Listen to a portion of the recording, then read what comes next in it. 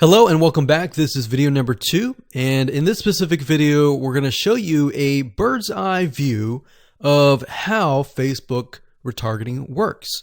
So you may have a general idea of how Facebook retargeting works, but my goal here is to kind of give you a visual mind map of how all the pieces connect together.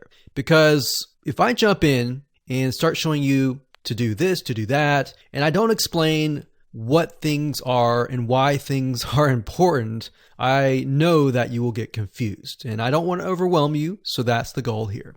So let's dive in. Obviously, this is going to be the visitor, and the visitor comes to a website, a landing page, whatever page that you want. Let's say that it is a blog post, and it could be a specific blog post. It doesn't matter. So they visit this blog post, and on the blog post, in order for us to know that they visited the blog post, there's going to need to be a piece of code. And that piece of code is called a Facebook pixel. Now, I'm not going to talk about that right now, but all you need to know is that the Facebook pixel tracks them. I'm going to talk briefly about the Facebook pixel later on because it can get kind of technical. So all you need to know right now is a piece of code that tracks them. It lets us know that they have visited this particular blog post. Now, bear in mind that if you want to learn how to set things up with different scenarios, what do you do with an opt-in page? Or what do you do when you're trying to get somebody to fill out a form? Or what do you do when you're trying to sell a product? Well, I'm going to talk about different real-life examples in the next video. All right, so just keep that in mind. Let's just talk about the basics. Okay, so from this point, let's say it's a blog post, and maybe in this situation, what we want to do is whenever somebody visits this particular blog post, we want to create an audience specifically for this. All right, so whenever somebody visits here, they are going to have the Facebook pixel there, and then this visitor essentially will be added on this part to a custom audience. All right. And don't worry, we're going to explain all of this later on. Now, this custom audience is going to allow us to say, okay, anybody who visits this page is now added to this audience here. Now, why do you need an audience? Well, you need an audience because when it comes to trying to put ads up. So let's put this up. Let's do a Facebook ad.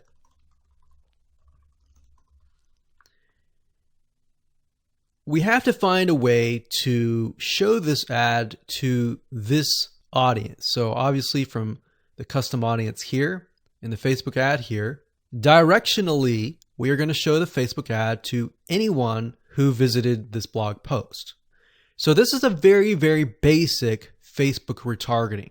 So let me repeat this. Let's do a recap. A visitor comes to the blog post, and this piece of code is just happens to be on this blog post, which will allow us to know, okay, this person visited it and they're segmented into this audience, and therefore we then show them Facebook ads on Facebook to this custom audience. So that is a very, very basic scenario. Now, it can get a little bit more tedious if you add more things like email opt-ins or everything else like that. But I just want to start with the basics. We'll talk about more about real life examples in the next video.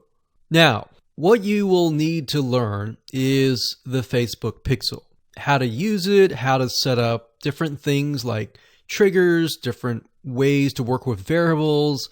And the Facebook pixel is just more than a piece of code. It can track when somebody visits a page. It can track when somebody buys a product. It can track when somebody opts in. So in other words, if you want to know if a conversion happened, then you will need the Facebook pixel again. So the Facebook pixel is essentially a piece of code that is on your whole website, and based upon where they land, where they convert, It is all recorded. So we'll talk more about that later on, but let's move on to the next video. And I'm going to give you some real life examples and real life scenarios. We're going to show you different mind maps for different scenarios so that you have an idea of kind of how things work. Hello and congratulations on getting access to this video course on Facebook retargeting. Okay, so this is video number 1, which is the introduction and getting started. So before we get started, I want to give you a quick overview of what's inside this video course so you know exactly what to expect. So obviously this is video number 1. Video number 2 is going to be a visual map of Facebook retargeting. And what that includes is I'm going to show you how Facebook retargeting works. And a lot of times people jump straight into showing you how to set things up. But unless you really understand how everything fits together, what connects to what, and all of that, it's really going to become confusing.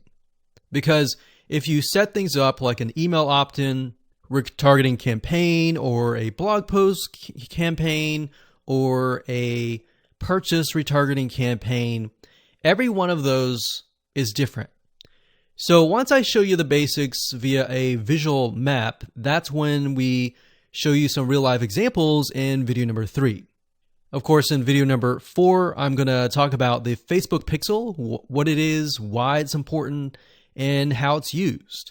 And of course, from that point, we'll move to video number 5 and talk about how to add the pixel to your website, whether you're using WordPress, ClickFunnels, Lead Pages, or any other landing page builder.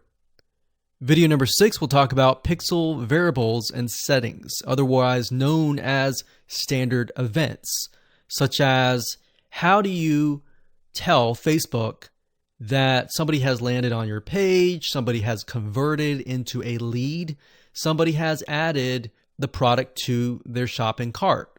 Maybe you want to find people who have added things to the cart but have not yet purchased, so that you can show an ad to them, remind them that they are interested in that purchase, and perhaps give them some sort of discount as well.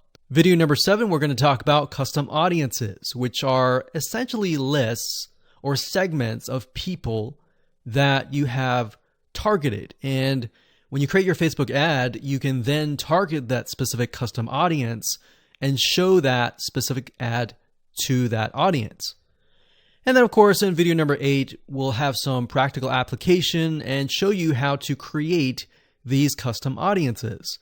And of course, last but not least, video number 9, we'll talk about retargeting campaign setup. All right, so let's talk about mindset, because I'm a big believer of having the right mindset before you get started. I want you to realize that you're not going to make a sale. You're not going to get leads right away just by setting up a Facebook retargeting campaign. Converting visitors really does take time. And to be realistic, sometimes 12 to 17 times of touch points, meaning you have to get in front of them 12 to 17 times before they will buy. So I want to make sure that you don't expect an immediate action or an immediate sale. Now, to get started, you're going to need these things. You're going to need to have a Facebook ad account. And in doing so, you'll also need to have a Facebook business account. And you can go to business.facebook.com to get access to a Facebook business account. Now, having a business account is separate from the Facebook ad account.